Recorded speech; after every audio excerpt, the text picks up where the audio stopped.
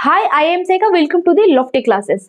तो आज जो है हम लोग क्लास 11th के ज्योग्राफी को चैप्टर 2 को ही आगे बढ़ाते हुए हम आज चीजों को समझेंगे। तो आज का जो टॉपिक है आपका वो है पृथ्वी का उद्भव कैसे हुआ। देखो, पृथ्वी के उद्भव से पहले क्या आप जानते हैं कि पृथ्वी पहले जो है कैसी थी? चट्टानी थी, गर्म थी और वीरान थी। कैसे थी? वीरान थी और काफी ज्यादा गर्म था। इतना गर्म कि यहाँ पर जीवन पॉसिबल नहीं था। ठीक है। और इस टाइम जो है वायुमंडल जो है वो बना हुआ था हाइड्रोजन और हीलियम गैस से बना हुआ था। लेकिन वर्तमान में जो वायुमंडल है हमारा, वो आपको पता होगा कि nitrogen, oxygen, carbon dioxide, argon और अदर गैसों से मिलकर बना है। नाइट्रोजन और ऑक्सीजन जो है वो काफी ज्यादा मात्रा में पाया जाता है यहाँ पे। ठीक है। और जरूर ऐसी कुछ घटनाएं हुई होंगी जो कि ऐसे पृथ्वी को आज के जैसा सुंदर पृथ्वी बनाने में मुख्य भूमिका निभाया होगा। ठीक है, जो पृथ्वी को सुंदर ग्रह में परिवर्तित कर दिया। कुछ तो ऐसी घटनाएं जरूर हुई होंगी, जीवन के लिए अनुकूल स्थिति पैदा कर दी। यहाँ पर जो है ऑक्सीजन, जल जैसे महत्वपूर्ण संसाधन मौजूद हैं।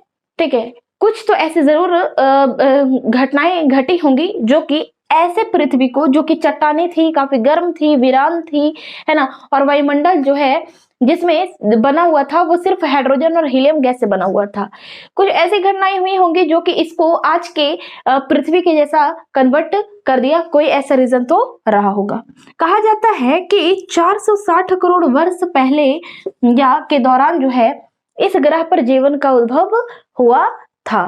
ठीक है, और जीवन का उद्भव हुआ तो इसका ये मतलब नहीं है कि मनुष्य जो है 460 करोड़ वर्ष पहले आ गए थे। नहीं, यहाँ पर जो है एकदम सूक्ष्म जीव, माइक्रो ऑर्गेनिज्म फर्स्ट आए थे। कैसे आए थे वो भी मैं आपको बताऊंगी। ठीक है। और यहाँ देखो, जो हमारा पृथ्वी है वो प्रतदार है। कैसे है? प्रतदार है। पहले वायुमंडल है, फिर उसके बाद पृथ्वी है। पृथ्वी जो है चारों तरफ से वायु के आवरण से घिरे हुए हैं, उसी को हम लोग वायुमंडल कहते हैं। और पृथ्वी जो है वो प्रतदार संरचना है। ठीक है। प्रत्येक लेयर में जो है अलग अलग रासायनिक संरचना एवं संगठन है। ठीक है, अलग अलग प्रकार के पदार्थ मिलेंगे, पदार्थों में भिन्नता देखी जाती है। जैसे जैसे हम वायुमंडल से पृथ्वी के अंदर की ओर, ठीक है, जानते हैं, वैसे जो है डेंसिटी में यानी कि घनत्व में वृद्धि देखी गई है।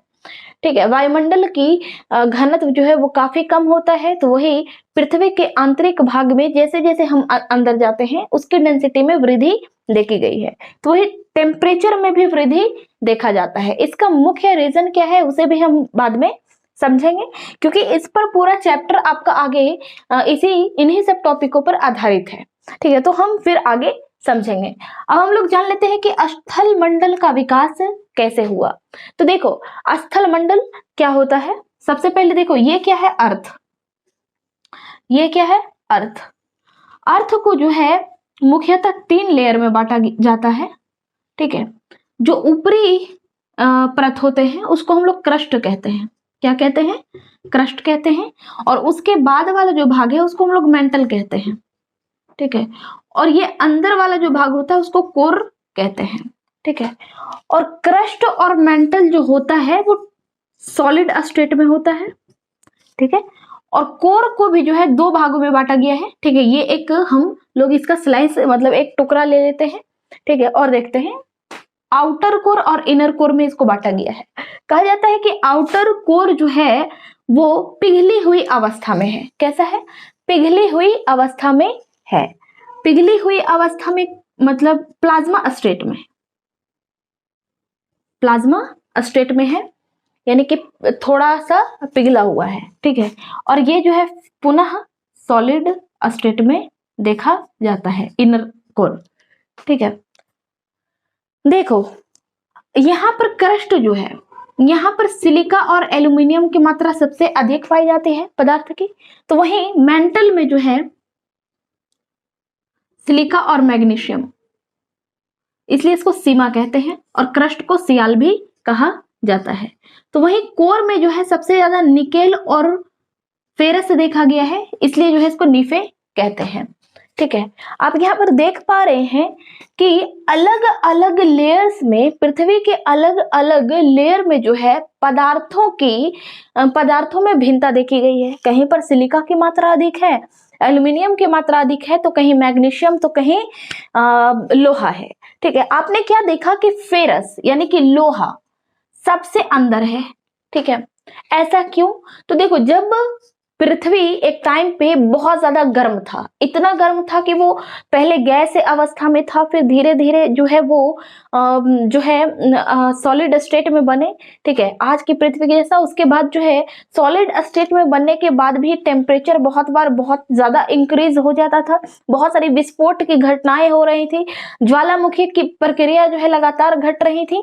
ठीक है, तो इस वजह से जो है पृथ्वी जो है वो इस तरह से कैसे इसका परतों का निर्माण हुआ, तो वो हम समझ लेते हैं। तो देखो, हम ये बात जानते हैं कि जो पदार्थ भारी होता है, ठीक है, जो पदार्थ भारी होता है, जिसका घनत्व ज्यादा होता है, वो नीचे की ओर चला जाता है। सपोज कर लो कि आप एक बकेट में पानी ले लो। ठीक है, बकेट में आपने पानी लिया और पानी को ले लिया, और उसके बाद जो है इसमें अगर आप जित भारी चीज को डालेंगे वो सबसे नीचे चला जाएगा। ठीक है, और उससे कम भारी चीज उसके ऊपर, और सबसे कम ऊपर तैरेगा। ठीक है, या ऊपर रहेगा। ठीक है, हमने क्या देखा, सबसे बड़े वाले जो कण होते हैं, पार्टिकल्स होते हैं, वो नीचे दब जाते हैं। जिसका वजन हेवी होता है, जिसकी डेंसिटी ज्यादा होती है, जिसका भार अधिक होता है, वो जो है नीचे चला जाता है। ठीक है, तो यहाँ पर जो लोहा था, इसकी डेंसिटी अधिक थी। ठीक है, इसके कारण जो है ये अंदर चला गया, नीचे चला गया। ठीक है, और जो हल्के पदार्थ थे वो ऊपर रह गए। इस प्रकार से जो है हमारे पृथ्वी के जो लेयर्स हैं उसका निर्माण हुआ। और यहाँ पर एक चीज आता है कि हल्के व भारी घनत्व वाले पदार्थों के पृथक होने की प्रक्रिया को हम लोग विभेदन कहा जाता है। मतलब हल्का पदार्थ और भारी पदार्थ जिस मेथड से, जिस प्रक्रिया से अलग होता है, उसको हम लोग कहते हैं डिफरेंशिएशन यानी कि विभेदन। ठीक है, इस तरह से हमने स्थल मंडल का विकास को समझा। बाकी इसके और भी जो है आगे चैप्टर 3 में हम लोग इसके बारे में पूरा डिटेल से पढ़ेंगे। ठीक है, तो आप ज्यादा टेंस मत होना, बस इतना अभी समझ लो, फिर आगे हम और डिस्कस करेंगे। अब हम लोग देखते हैं कि वायुमंडल व जलमंडल का विकास कैसे हुआ। वायुमंडल का विकास एवं जलमंडल के विकास को जो है हम लोग 3 चरणों में देखेंगे। पहला जो है वो है कि सबसे पहले हाइड्रोजन और हीलियम से निर्मित वायुमंडल था। आरंभिक चरण में जो है देखा गया कि वायुमंडल का निर्माण जो है केवल 2 गैस हाइड्रोजन और हीलियम से मिलकर के बना हुआ था। दूसरा जो चरण है उसमें कहा गया कि पृथ्वी ठंडा होने के दौरान जो है जलवाष्प का उत्सर्जन हो रहा था। ठीक है, पृथ्वी से जो है बहुत ज्यादा मात्रा में जलवाष्प निकल रही थी। ठीक है, जब ठंडा हो रहा था पृथ्वी तब। ठीक है, कह रहा है, और ज्वालामुखीतः की प्रक्रिया भी काफी ज्यादा हो रही थी, और लगातार उससे काफी ज्यादा मात्रा में बहुत सारी जल और गैसें जो है, जलवाष्प एवं गैसें उत्सर्जित हो रही थी, निकल रही थी। और यही जो है जलवाष्प और गैसें जो है वायुमंडल में क्या हो गया, बढ़ गया। और उस टाइम जो गैसें थी वो थी जलवाष्प, H2O, nitrogen, carbon dioxide, methane और अमोनिया जैसी गैसें उस टाइम पे काफी ज्यादा मात्रा में वायुमंडल में भर गई थी। इस टाइम पे जो है ऑक्सीजन की मात्रा काफी कम था। ठीक है, बहुत ही ज्यादा कम था ऑक्सीजन की मात्रा, इतना कम था कि जीवन का आरंभ नहीं हो सकता था इतना कम में। ठीक है, धीरे धीरे चरणें बढ़ी। फिर क्या हुआ कि पृथ्वी के ठंडा होने के साथ साथ जो है जलवाष्प का संघनन भी शुरू हो गया। अब काफी ज्यादा मात्रा में पृथ्वी जो है जलवाष्प को उत्सर्जित कर रही थी और बहुत सारा गैसें उत्सर्जित कर रही थी। तो ये सारे जो जलवाष्प है वो इकट्ठे होकर के जो है उसका कंडेंसेशन यानी संघनन आरंभ हो गया था। और हम ये बात जानते हैं कि संघनन जब हो जाता है तो वो जो है वर्षा के लिए अनुकूल स्थिति उत्पन्न कर देती है। जब जैसे ही तापमान में गिरावट आई और वर्षा के लिए अनुकूल स्थिति उत्पन्न हो गई और अत्यधिक वर्षा हुई। इतना अत्यधिक, काफी ज्यादा वर्षा, कई सालों तक जो है वर्षा होते रही, ठीक है। और वर्षा का जल जो है गर्तों में इकट्ठा होने लगा। पृथ्वी पर बहुत सारे गड्ढे थे, गर्त थे, उसमें जो है वो सारे जो जल है वो इकट्ठा होने लगे, ठीक है। और इसी से जो है महासागर, नदी, झील आदि का निर्माण हुआ, ठीक है। महासागर का निर्माण हुआ और कहा जाता है कि महासागर का निर्माण लगभग पृथ्वी की उत्पत्ति जो है हुई थी 450 करोड़ वर्ष पहले, उसके जो है 50 करोड़ बाद हुआ था, यानी कि लगभग 400 करोड़ वर्ष पूर्व जो है महासागर का निर्माण हो चुका था, ठीक है। अब महासागर बन चुके थे, पृथ्वी जो है वो ठंडी हो चुकी थी, ठीक है। और कहा जाता है, एक नोट ये याद रखना, ठीक है, इससे प्रश्न भी पूछे जाते हैं और हो सकता है आगे भी पूछा जाए कि 380 करोड़ वर्ष पूर्व जो है जीवन का आरंभ हुआ। पृथ्वी पर जो है जीवन का आरंभ जो है कब हुआ? 380 करोड़ वर्ष पूर्व हुआ। इस समय जीवन केवल महासागर में था, ठीक है। स्थल पे जीवन नहीं था, वायुमंडल में जीवन नहीं था, केवल और केवल महासागर में उस टाइम पे जीवन सीमित था और वो भी एक कोशिकीय जीव का जीवन आरंभ हुआ था, ठीक है। कहा जाता है कि 250 से 300 करोड़ वर्ष पूर्व जो है फोटोसिंथेसिस की प्रक्रिया आरंभ हो गई थी और फोटोसिंथेसिस के कारण ही जो है ऑक्सीजन में बढ़ोतरी हुई। हम क्या जानते हैं कि पादप उस टाइम पे आ गए थे, ठीक है, और पादप आ गए थे तो फिर जो है छोटे छोटे, ऐसा नहीं कि बड़े बड़े वृक्ष आ गए थे, छोटे छोटे पादप जैसे कि कवक वगैरह जो है, फंगी वगैरह जो है आ गए थे। उससे जो है फोटोसिंथेसिस की प्रक्रिया हो रही थी और धीरे धीरे जो है ऑक्सीजन में बढ़ोतरी हो गया और इसका रीजन जो है वो यही था कि वर्षा हो गई थी, महासागर का निर्माण हो चुका था। अब जो है